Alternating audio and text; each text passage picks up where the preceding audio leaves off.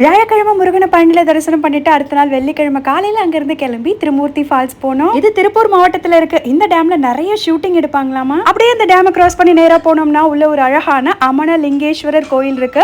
இந்த கோயிலோட சிறப்பு என்ன அப்படின்னா, பிரம்மா விஷ்ணு சிவன் 3 பேரும் குழந்தை வடிவில காட்சி கொடுக்கறாங்க. ஆதிரை முனிவரும் அனுஷா தேவி 2 பேருக்குமே இந்த 3 பேரும் குழந்தை ரூபத்துல காட்சி கொடுத்தனால மூலவரா இங்கே குழந்தை ரூபத்துல தான் இருக்காங்க. இப்படி ஒரு சீனரி இது வரைக்கும் பார்த்ததே இல்லை. அவ்வளோ அழகு, கொள்ளை அழகு. கோயிலுக்கு பின்னாடி ஃபால்ஸ் கொட்டுது. இன்னொரு 1.5 கிலோமீட்டர் பக்கம் மேலே ஏறி போனோம்னா அருவியிலேயே குளிக்கலாம் அப்படின்னு சொன்னாங்க. நமக்கு தான் தண்ணி பார்த்தாலே பிடிக்குமே.